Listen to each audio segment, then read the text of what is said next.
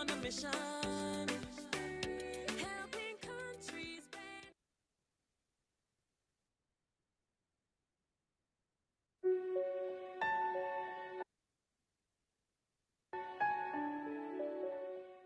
The transboundary water is pivotal for sustainable development and global water security, serving 2.8 billion people, covering 42% of the Earth's surface and flowing through 153 countries. Enhancing water cooperation over transboundary water will be crucial for a water-secure world. Managers and practitioners of transboundary water are important catalysts to boost this cooperation. They have requested for learning opportunities on how to improve governance aspects of transboundary freshwater security. The course will cover water security, international water law, water diplomacy, institutions, management tools, and financing. The course is dynamic, engaging the world-renowned professionals and international organizations and showcasing many case studies around the world. The course is open for anyone who's interested in the subject to join. We look forward to welcoming you to the course.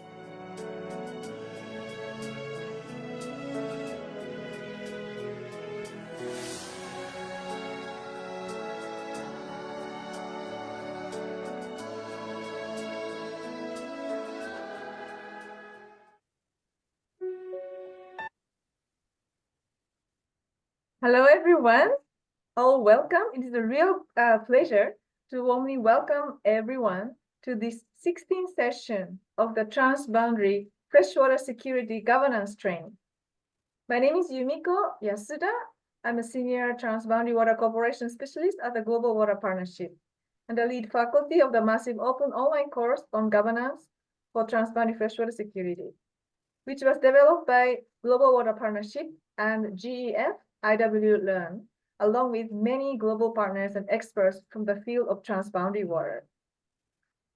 Since opening of its course in August 2020, this massive open online course has attracted over 3,900 participants from 167 countries, confirming the need and interest for learning about this subject. This course is also available for anyone to take at their own pace and also translated into French, Chinese, Portuguese, Spanish, and Russian.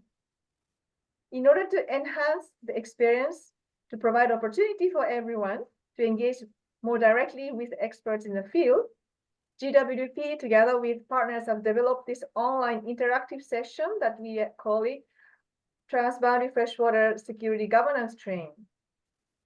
In this series of events, we are highlighting not only the key topics of transboundary freshwater governance, but also to highlight various examples and expertise from different geographic locations around the globe, as if the train is stopping at various locations in the world. Now this MOOC is celebrating its 4th year of implementation. We now started the session 4 of this event. We have 2 events this autumn, and today's session is the last one of this season. And we are organizing this together with Oregon State University, specifically focusing on use of data in transboundary water management, where you will be introduced to different types of way how to use the data. And in fact, this round of this event builds on to the one that we did last year, 1 year ago, together with, again, Oregon State University, where actually you were all introduced to, if you participated to these different types of data sets that is available to facilitate your transboundary water cooperation.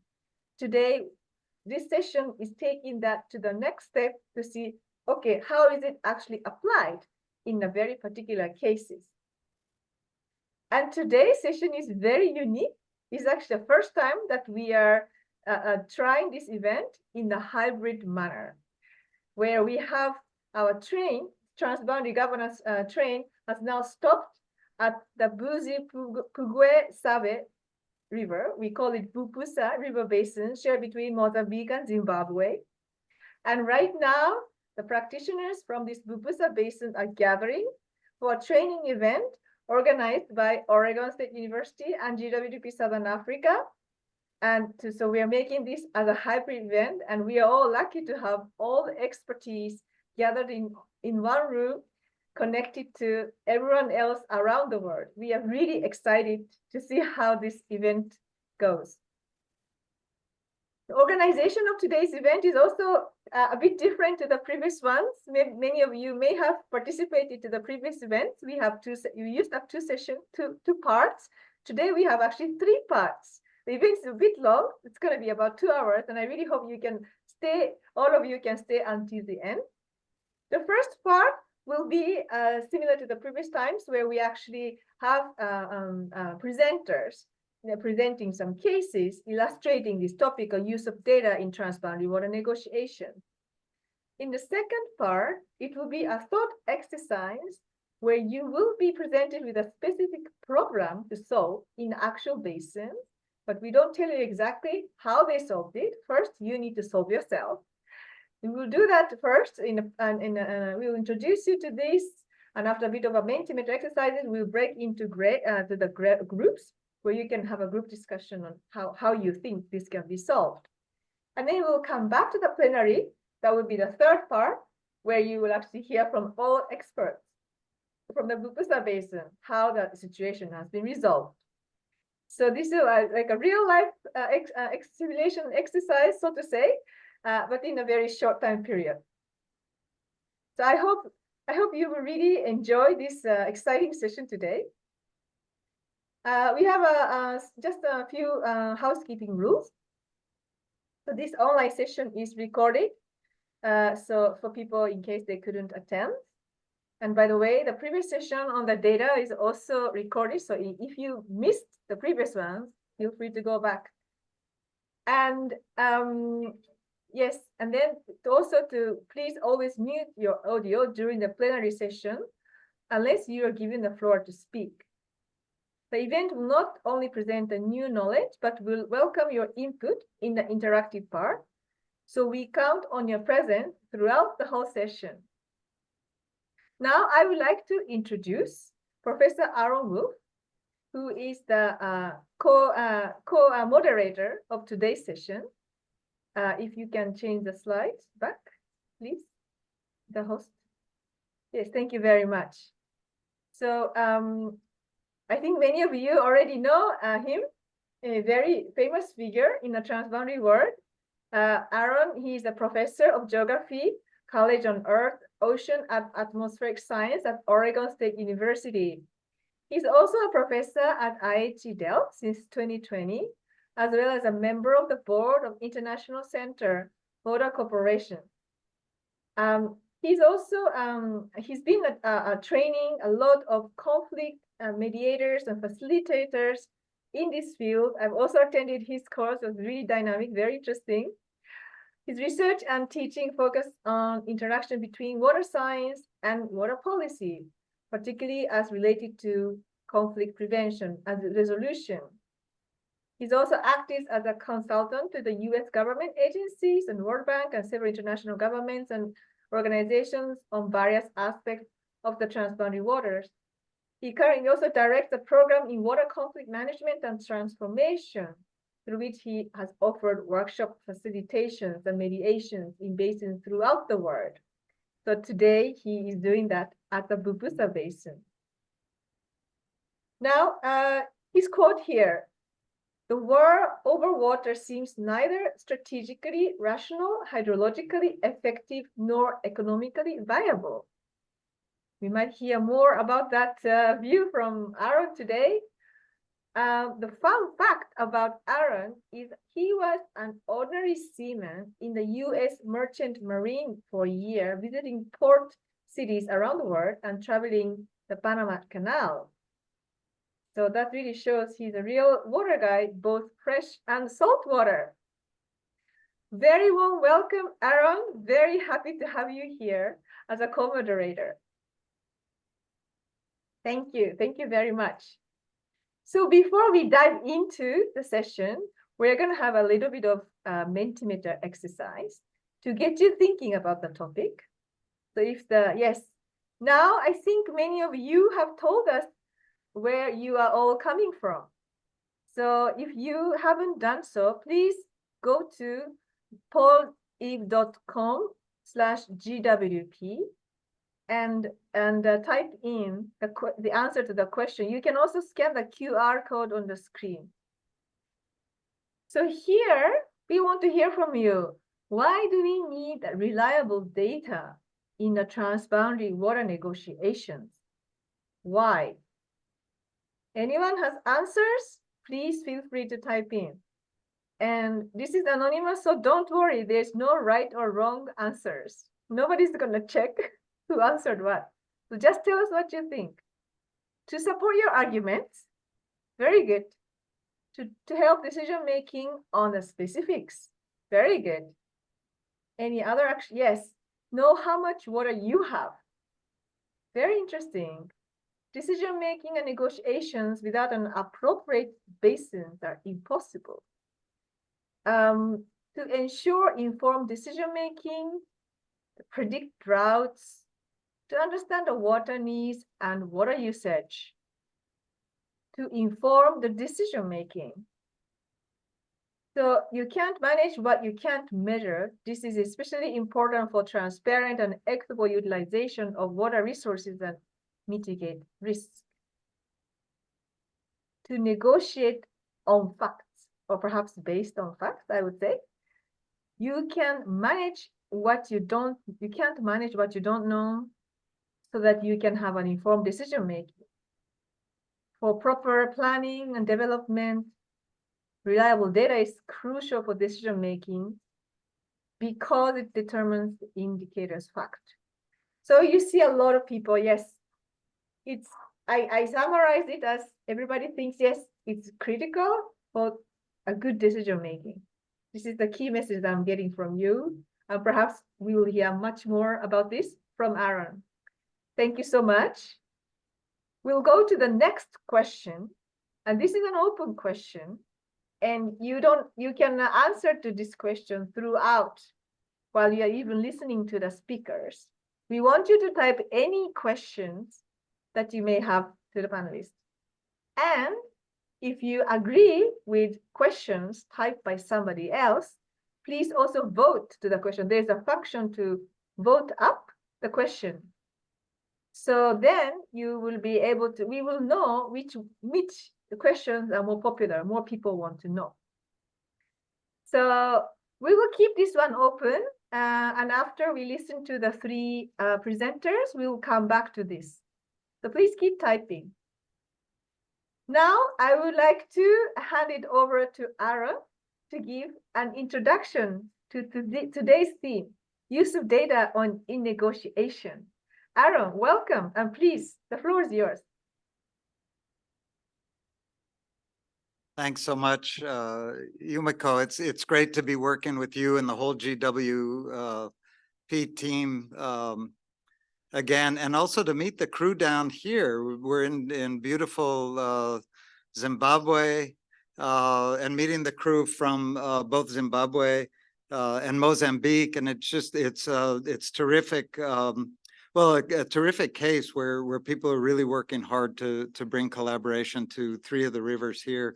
And it's always a pleasure to be working with all the team, with GWP, with IUCN, and it's a pleasure I see so many familiar names there, and nice to see you all. So our central question is this: how can data sharing support water diplomacy and vice versa? And as the participants mentioned, when you ask the poll, it feels intuitive, especially those of us who are trained on the technical side. You can't manage what you don't know.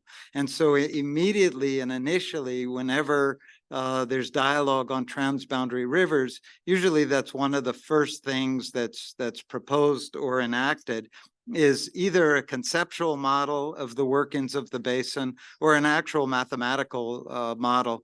And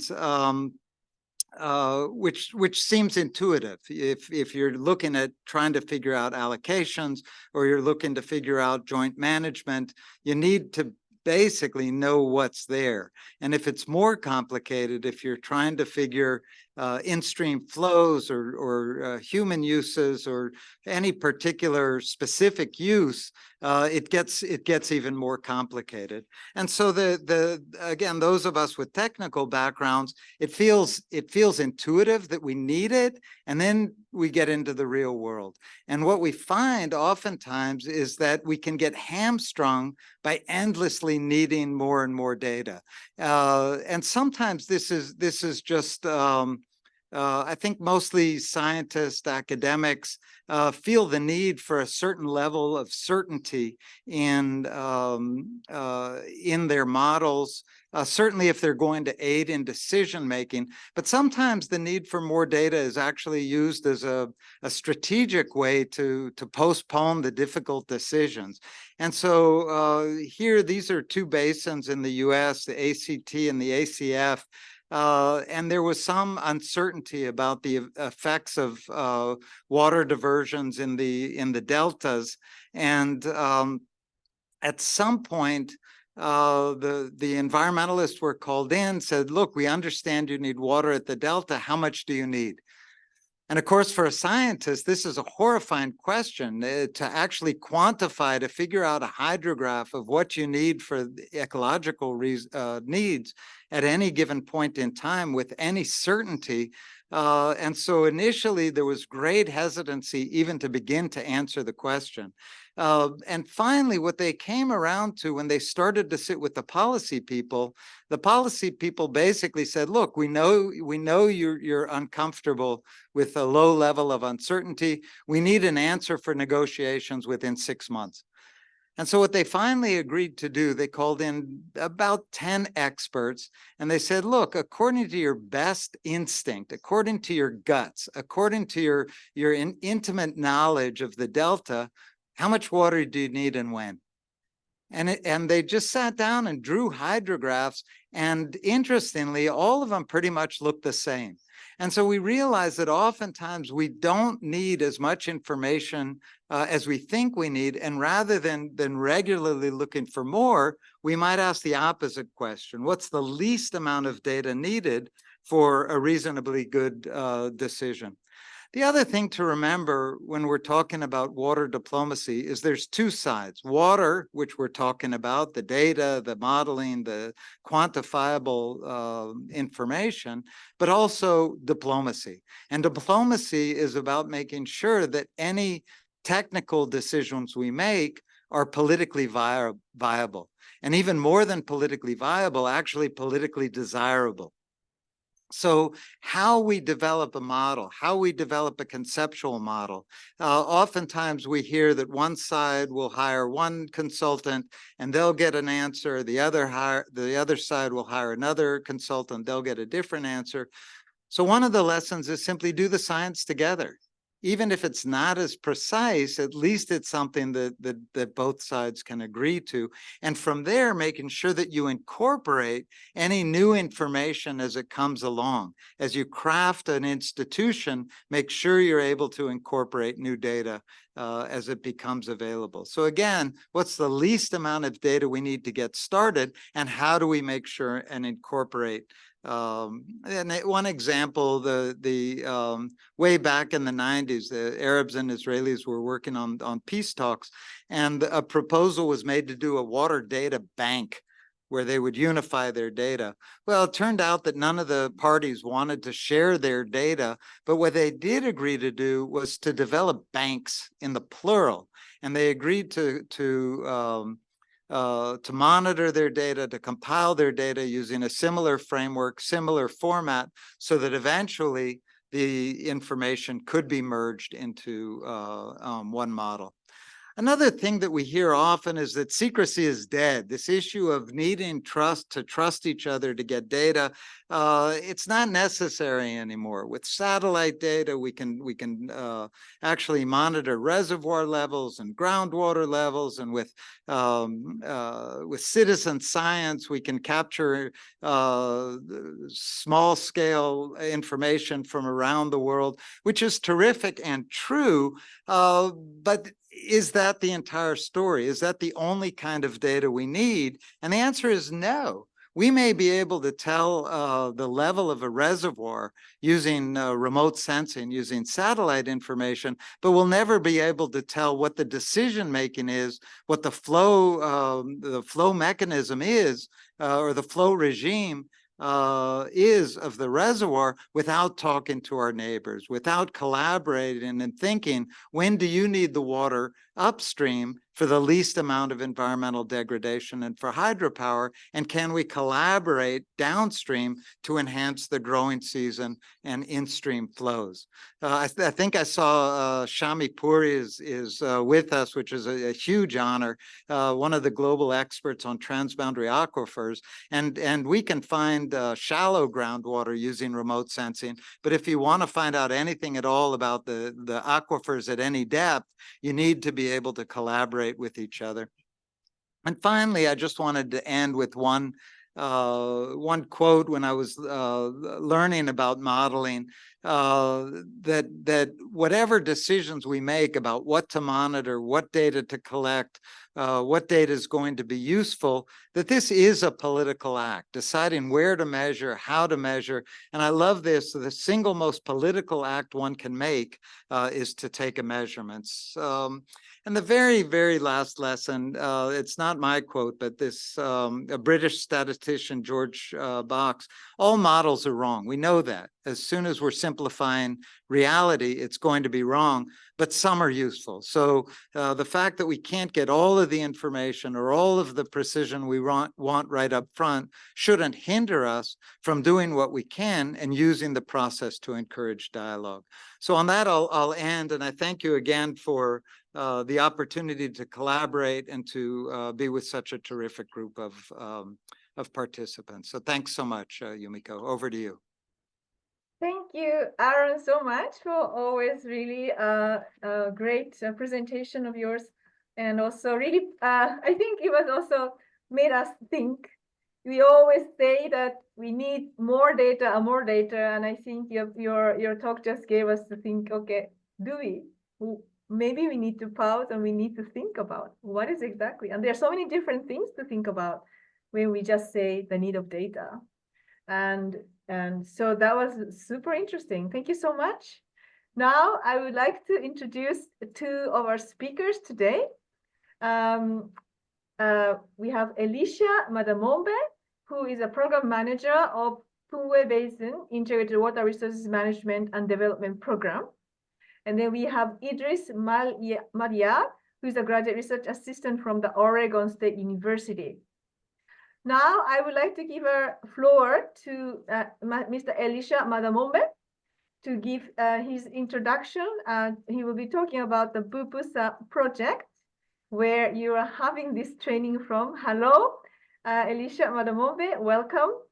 Please, maybe you can just briefly introduce yourself, and then you have 5 minutes to present. Thank you. Okay, thank you very much, Rico. My name is Elisha Madamombe. I'm the regional coordinator for the GEF Bupusa project, which is being implemented by IUCN and being executed by GWP SA and the government of Zimbabwe and the government of Mozambique. So I'll just give a brief overview of enhancing transboundary cooperation in the Buzi, Pungu, and Save. Next slide. Next slide, please. Right. Okay, so these are the three river basins.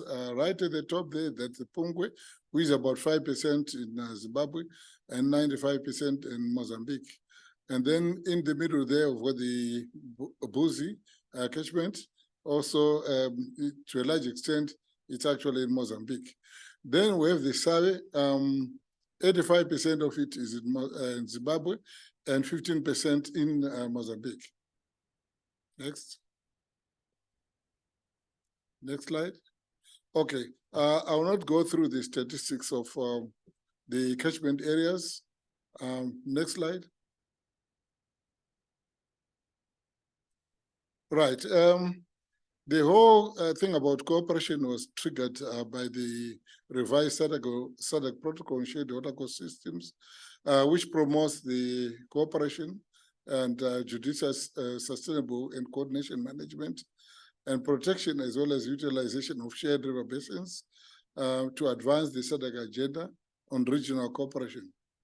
So based on that, the government of Zimbabwe and government of Mozambique saw it fit to actually start negotiations on the three river basins. Cooperation has actually been enhanced over the last 22 years due to some of these extreme events, both floods and droughts. Next.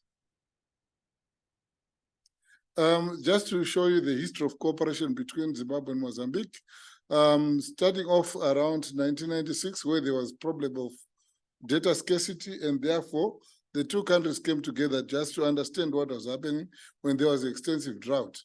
So they moved around the basin and then discovered that there was no flow. Pungwe, by the way, is actually a perennial river, but in this case, there was no flow at all. So one of the lessons the two countries learned was that there was not enough information for decision making. And therefore, based on that, they started having a series of studies, which then led to some agreements being made, the first one being the Pungwe Agreement, which was signed in 2016. Then this was followed by another agreement in 2019, having done the same studies in detail. And this was signed by the two governments in July 2019. And this year, the two countries have also signed the Survey Water Sharing Agreement and the Buzi Establishment Agreement and the Buzi Hosting Agreement. So that's paving way for the establishment of an institution which is called BUPUSA. Next slide. Next slide, please. Okay, just to show you the rainfall anomalies that is experienced in the three river basins, you can see that there are extremes, both floods and droughts. Next slide. These are some of the damages that have been caused by the cyclones that are quite frequent in the three river basins. Next slide. Yeah, just showing some of the extreme events that we've experienced. Next slide.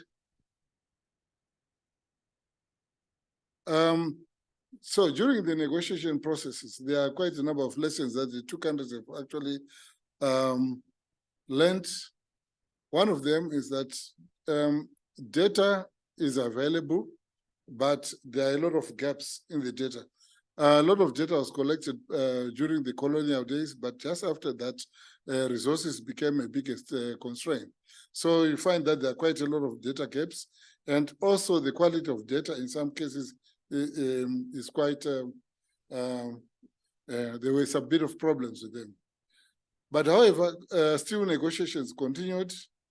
And some of the lessons that we did learn was that the countries, right from the onset, despite the problem of data quality and also data gaps, they must, right from the onset, start the negotiation process by agreeing on how they're going to conduct the negotiations.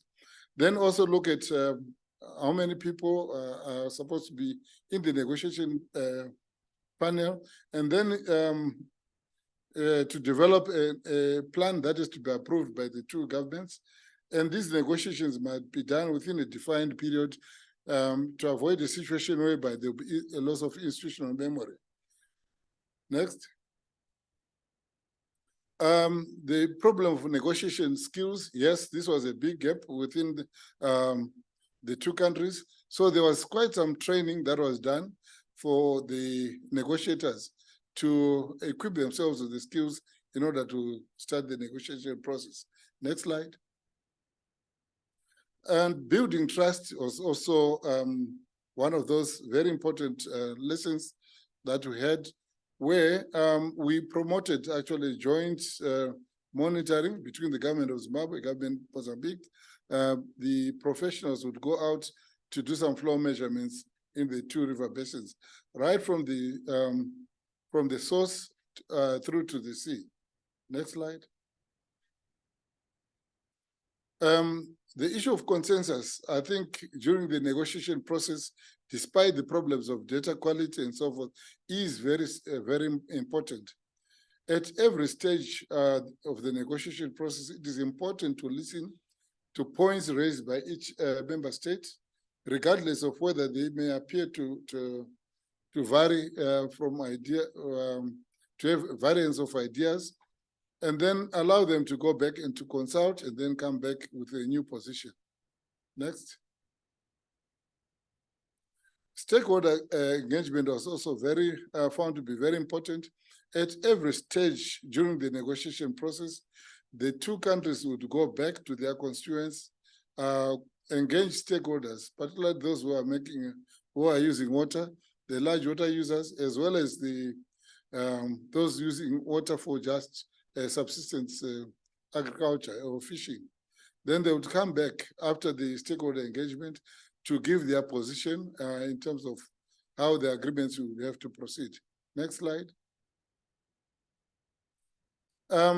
Evidence-based decision-making. Yes, this was also found to be very important. During the negotiation process, a number of annexes were developed by specialists who had the knowledge of how to handle situations under data scarcity. So there was a lot of studies that were done, which then led to the two countries going further with their negotiations.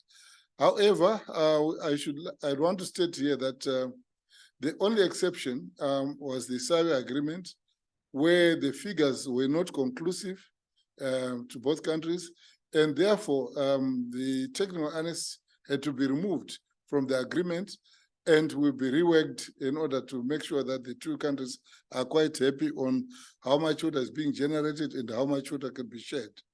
Next slide. Next slide.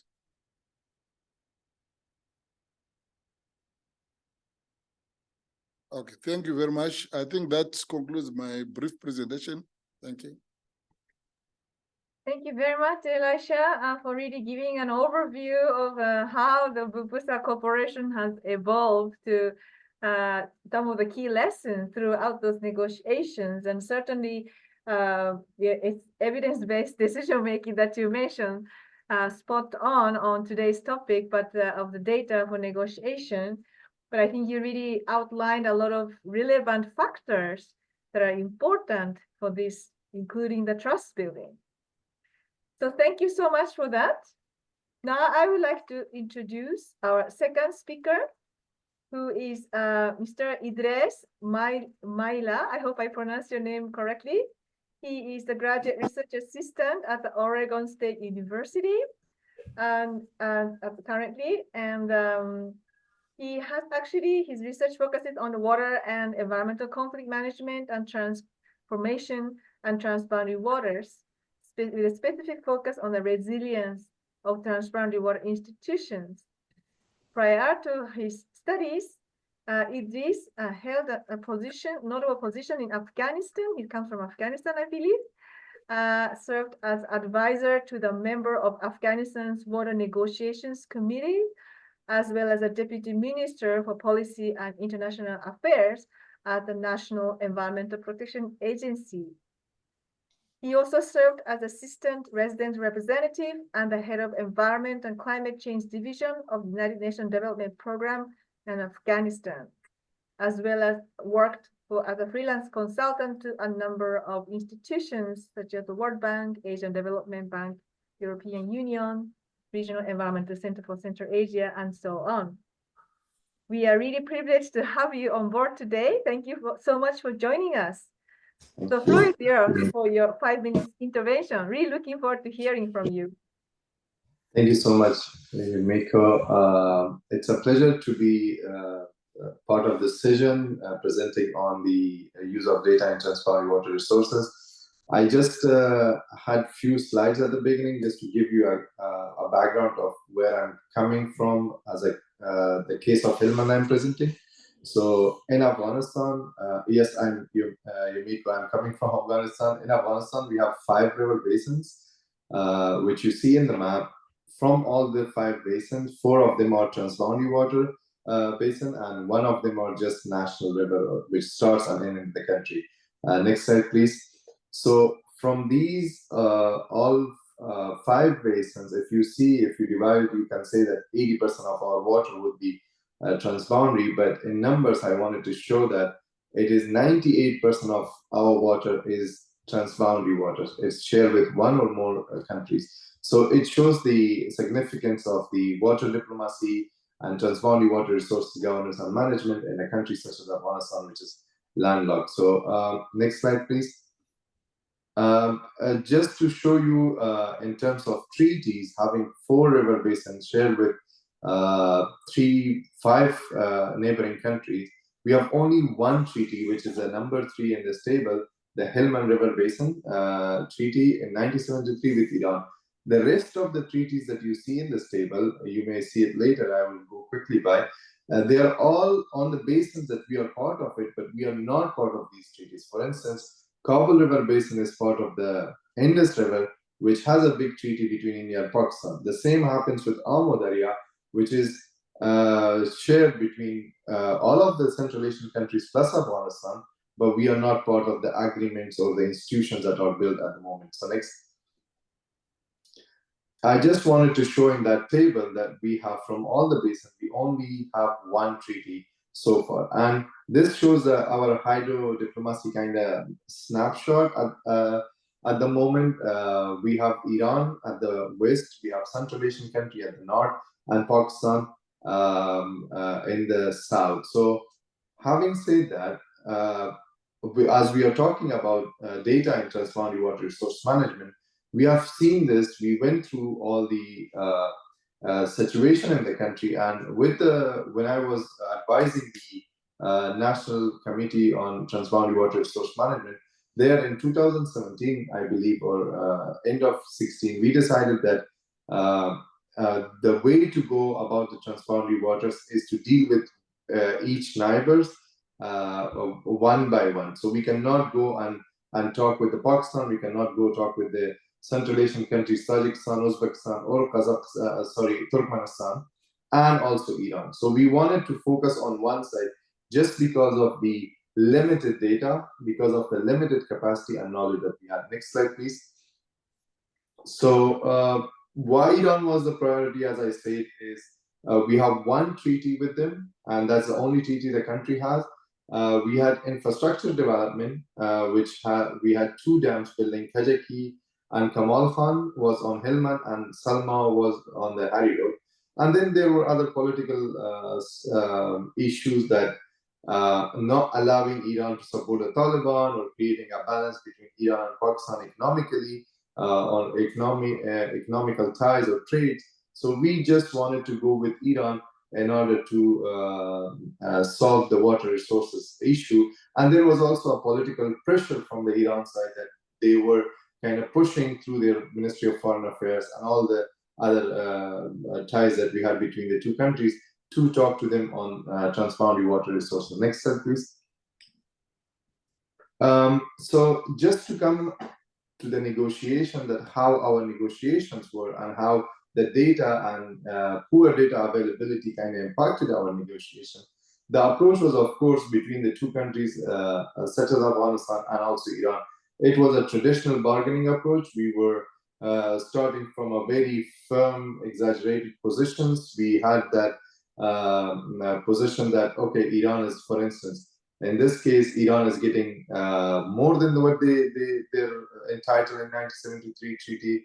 And from the Iranian side was the same thing, that whatever water we are receiving is below our right, whatever water we are receiving is less than what we deserve and what we have in the treaty, and it's not measured. So why such a blame game created or creates in such situations? Because there is no data on the table. Once we have the data, then none of the country will have such claims. Next slide, please.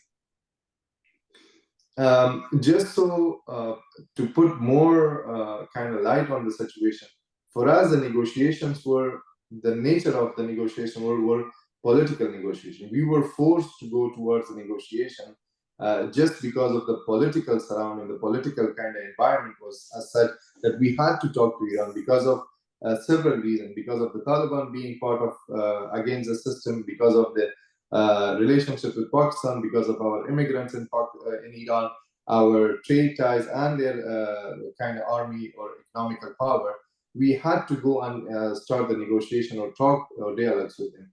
But the negotiation was purely political. We didn't go to the technical level where the data is actually used, but the fear to not go to the detail of the negotiation or start with a political kind of negotiations was because of the knowledge and capacity. I had done one of my master thesis on this topic, and I went through to study the risk and opportunities to cooperation, which was a big paper from Dr. Aaron and Ashok Subramaniam. I applied that to the Hillman case, and the first fear or risk that Afghanistan always had and still have it, the capacity and knowledge, and that is directly connected with the data availability. If you have data, you're confident, you know that you have accurate information, and you're confident on your ability that you can negotiate a fair deal for your country. So beside all the other problems that we had during those negotiations, the first one was the knowledge and capacity, which is related to data and information availability. Next slide, please. So this, I wanted to bring the history of it. It all started in 1873, and it is still going. So it's not a conflict of 1 decade or 2 decades. It's going beyond this century. The breakthrough was in 1950, where Afghanistan and Iran, they both established the Helmand River Delta Commission. Why I'm bringing it here? Because this commission, within a year, they produced a report which gives us both countries that how much water is Iran eligible, and with that, their agriculture, their environment, and their people can survive. And based on this only agreement of establishing the Helmand River Delta Commission, we had that report, and that report resulted in the 1973 treaties. So it shows a lot. If, as Alan said, if we work together, do the science together, if the science is done together by the countries, they can easily reach to an agreement. But if they are working in their own on their own side, not sharing information, not sharing data, then the conflict will continue for ages. That one attempt, that one kind of effort between the countries resulted in a treaty. Okay, that took us 20 years, but we still use that data which was produced in 1950 to 1953. Next slide, please. The situation from 1870s continues till the date. As you see in the news, if you Google Iran and Afghanistan, it will always be, the water issue will be on the top. On the left side of my screen, if you see our former President Mohammad Ashraf Ghani in 2021, when he inaugurated the Kamal Khan Dam, his speech was, this is the bold point of the speech. He said, if you give us oil, we can then ask for more water, or give us something in return. We will not give free water to anyone. So that was the statement, and that's made when we had the Kamal Khan Dam. Before the Kamal Khan Dam, there was no water control towards Iran, so all the water would flow to Iran. And the same replied, the same kind of statements have been stated by Iranian president, their parliament, their Ministry of Foreign Affairs. For instance, in a recent conflict that happened on the border, and there was gunfires, 2 people killed from Iran and 1 from the Taliban. It's just because of this one statement by Mr. Raisi, President of Iran. He said, I want the rulers of Afghanistan to immediately give the people of Sistan and Balochistan their water rights. We will not allow the rights of our people to be violated. So if you see both of these statements and all the statements about the Helmand water, it shows one thing. It shows that water is not measured.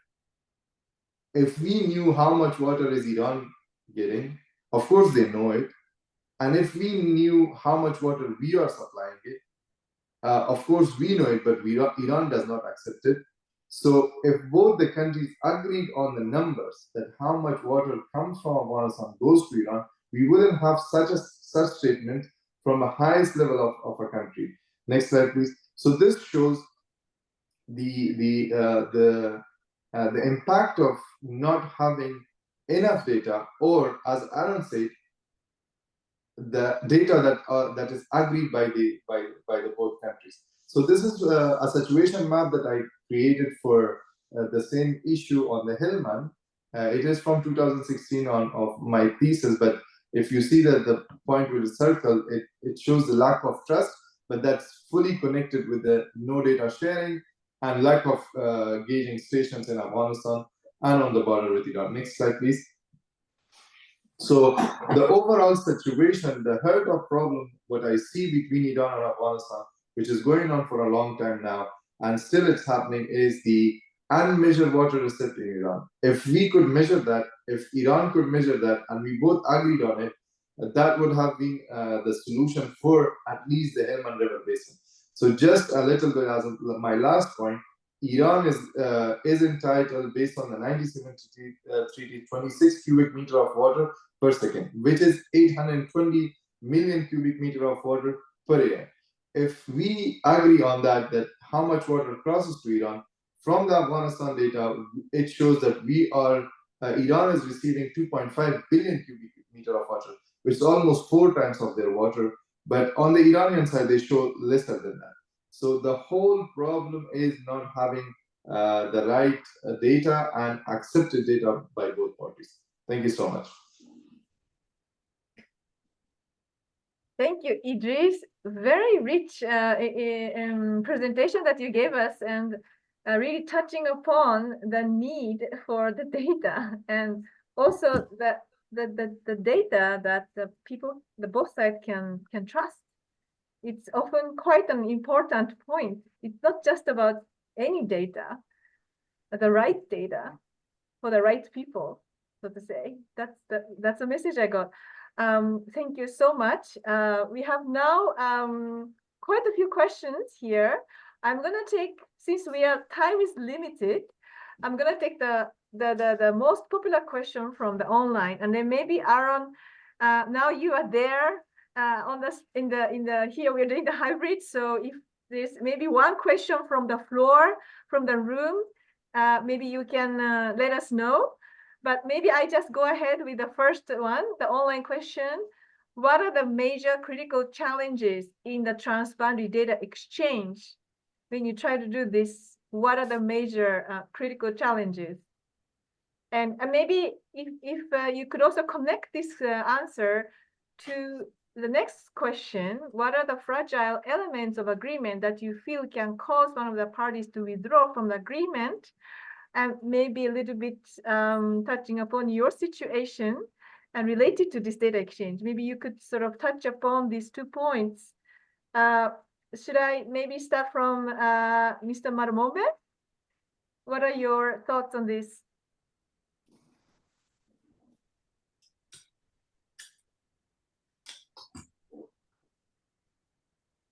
Thank you very much.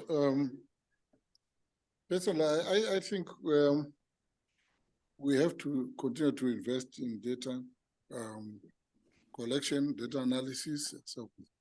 Why? Because the issue of uncertainties will always arise, to the extent that it will be, as long as we don't have accurate information, questions are bound to come. Thank you.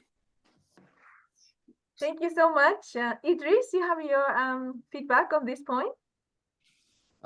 Sure. What is challenging data sharing? I believe it depends case by case. I guess not all the challenges will be the same, but they might have the same nature. First of all, it would be the trust issue, and the second would be how much a country gets when they share their data, and what is the result to them. In our case, for instance, who believes that Iran will not have the data what they are receiving to their country? Of course, they are a very developed country. They are in another level compared to Afghanistan. They have the data. They know how much water they are getting, but they don't tell us, and they don't show it to their public that how much water they are receiving.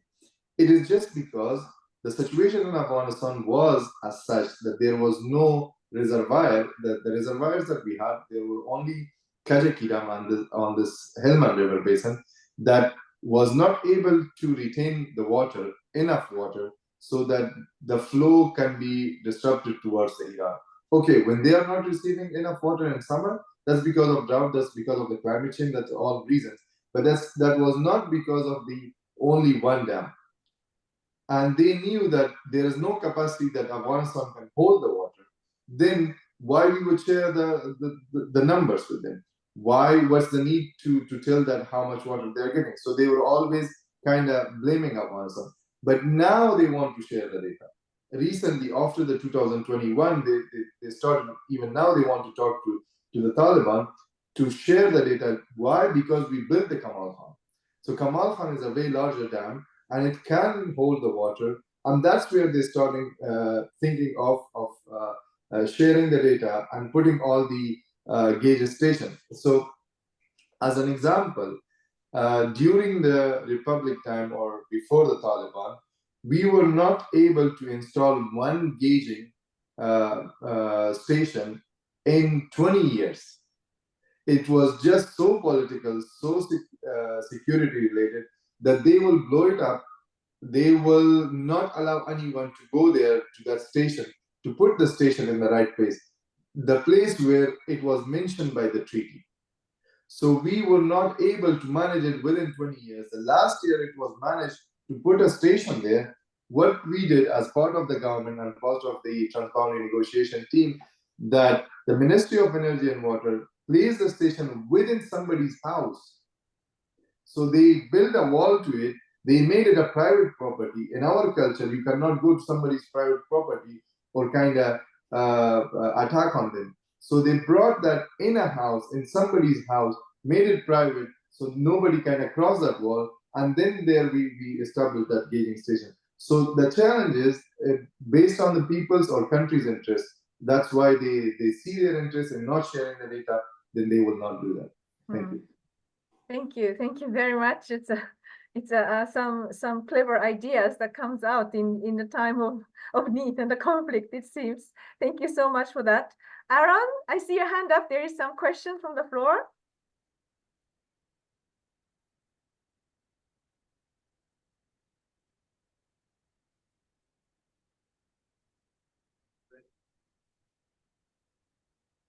I'm not very sure of the question, if it can be repeated. No, the question, they're asking if you want to ask a question. Okay, okay. Thank you.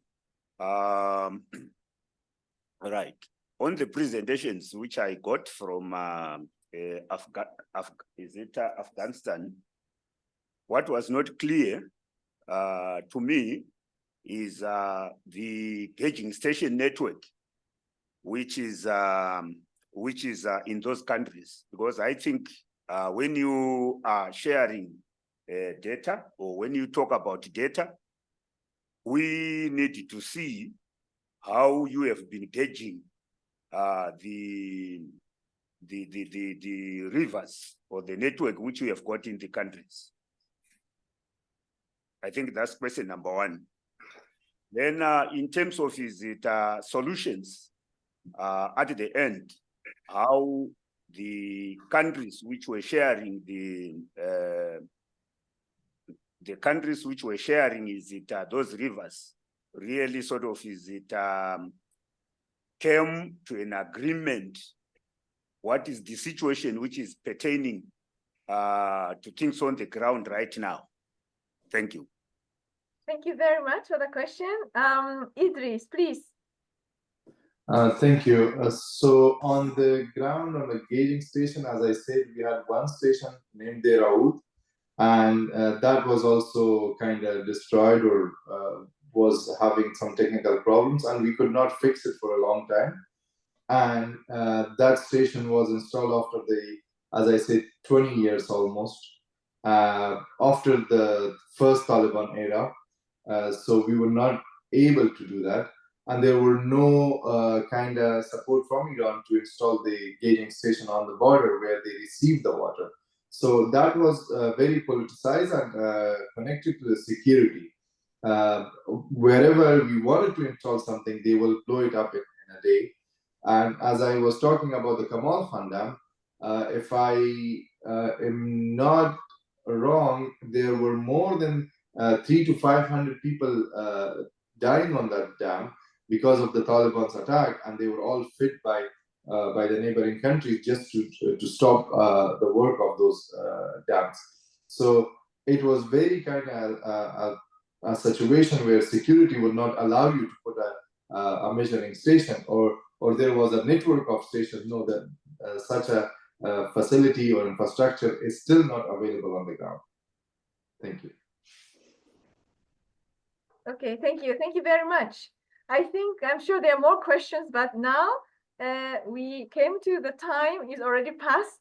So thank you so much to these two presenters and also Aaron for setting the scene. Now we would like to move on to the next section of this today's event, which is actually this thought exercise on the water data program, where all of you will participate to find a solution to the problems. For this session, I would like to hand over to Zoe and, is it Zoe? Yes, and Pini, who facilitate and explain about these water problems.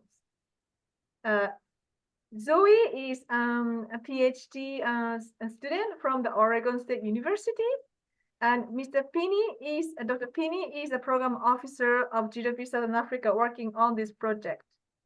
Please, the floor is yours. Okay, thank you so much, Yumiko. So as stated, my name is Pinimiza Chole. I'm with GWPSA.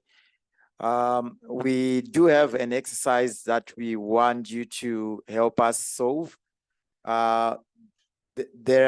is a transboundary water network.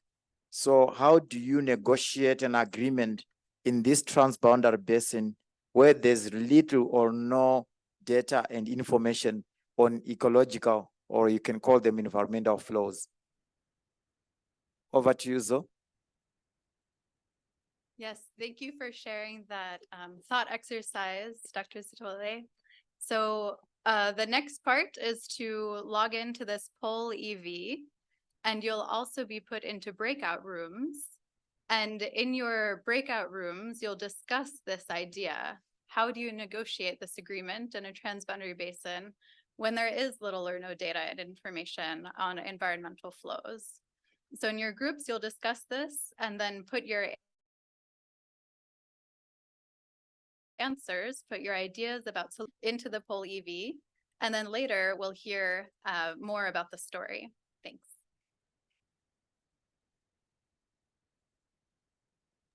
Okay, thank you so much. So anyone has any thoughts, please feel free to put your answer in the poll if.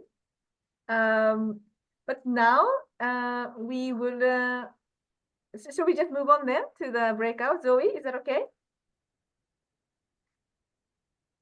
Yes? Yep, that's perfect. Thank you, Yumiko.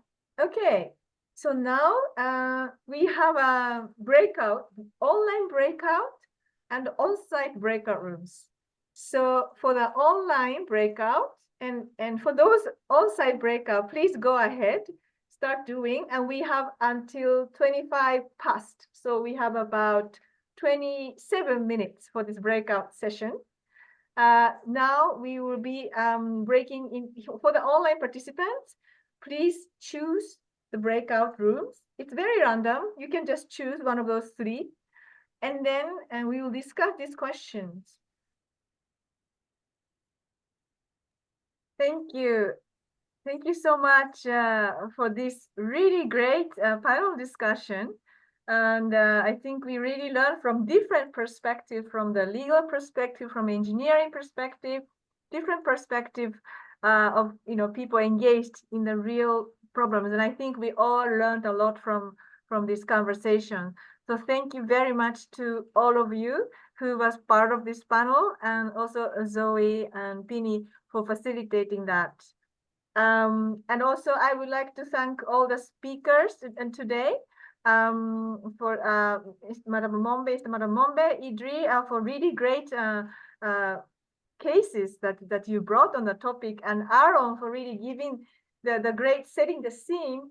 I wonder if Aaron, if you have any sort of final reflection you would like to make on hearing these sessions. Sorry, I'm just giving you on the spot, but I just wondered if you might want to say something before we close. Please feel free to. No, thanks, Yumiko. Just thank you to everybody who was involved. It was terrific, and thank you for going out on a limb here. You know, to do this technically, it was a risk, and really grateful to you for being willing to do a hybrid version, and appreciate the eyes of the world here on the basin, and all the great work that the folks here and GWP and IUCN is doing. So thank you for the opportunity. Thank you so much, Aaron. It's always a pleasure to work with you. And thank you so much for the Oregon colleagues for really leading the way. I also would like to thank my GWP colleague, the colleague from Southern Africa, Penny and Laureen, who has been very much engaged in the planning. And Lisa for really leading this development of this session. It's been really great. And Mario, who has been behind the scene to really make this happen technically as well. So thank you so much to everyone. I would like to just actually we do have time to do a quick wrap up Menti questions to everyone.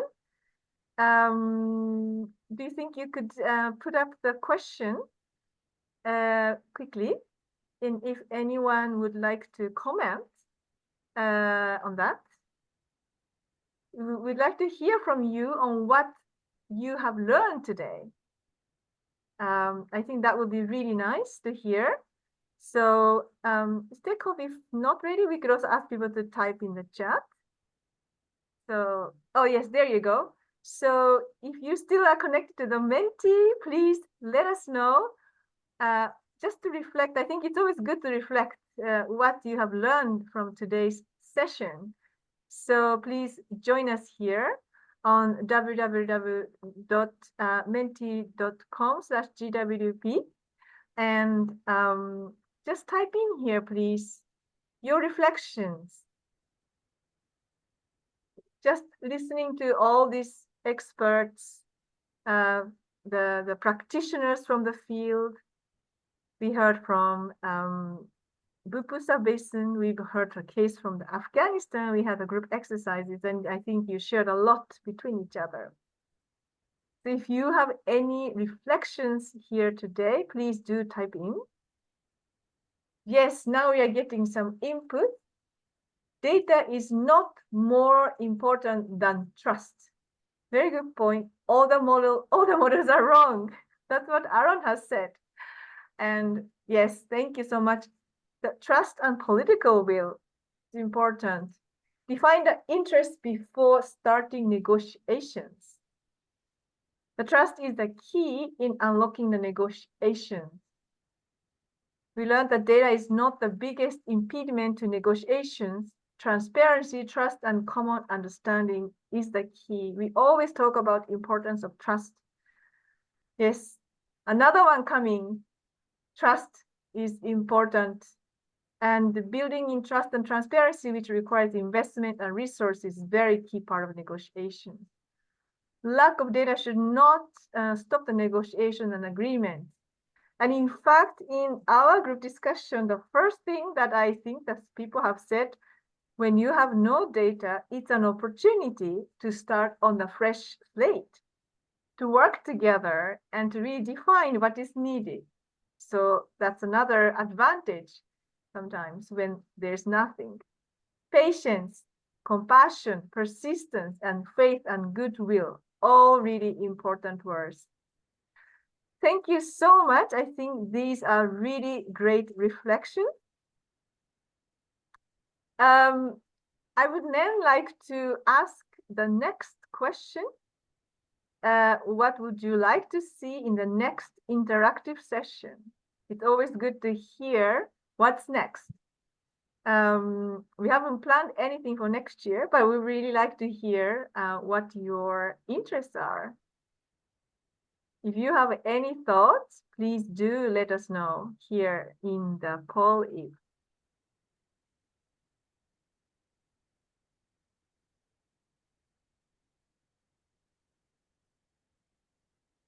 Transboundary groundwater. Okay, thank you very much. That's a really important one, and I think it's often quite neglected, I must say. We have very few agreements and work going on. Anyone else has any other interests?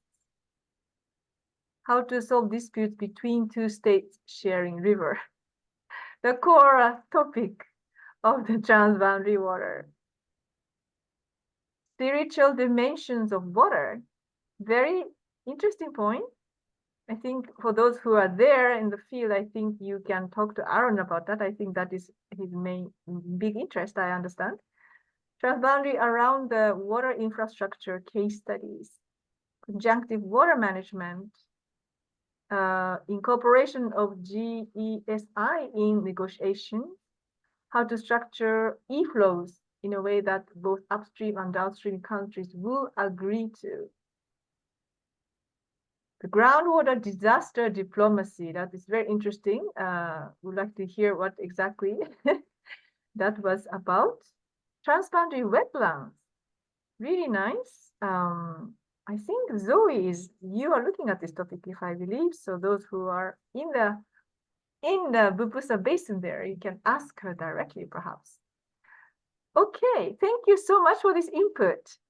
Now, I would just like to do a little promotion before we close the session.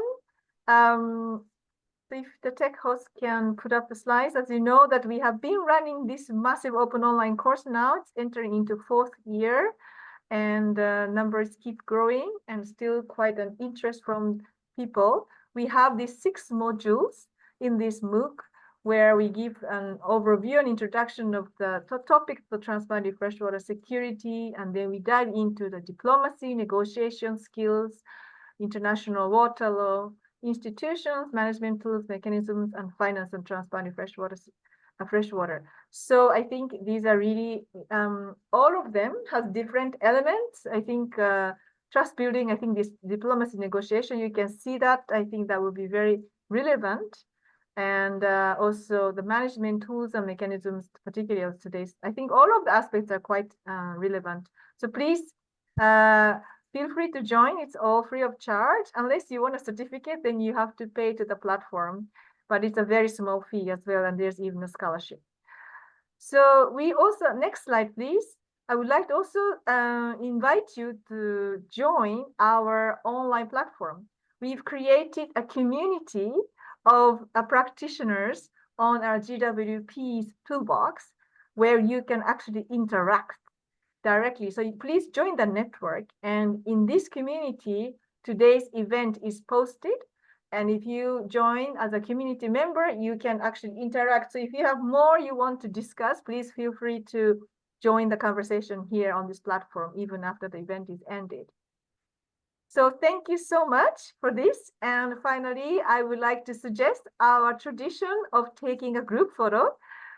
Today we have both online and offline participants. So I'm not sure how it works. Maybe the offline participants can come to one of those in front of one of the computers so we can see all of you. And please do switch on your camera so we can see all of you. Please. Now I see that some cameras are opening up. And yes, the Bubusa colleagues, if you're not sitting in front of the computer connected, please feel free to just walk up to one of those computers of the colleagues. Yes, I saw a hand from Nini just now, but I'm not sure. I know it disappeared. Okay, everyone ready? Please give a big smile.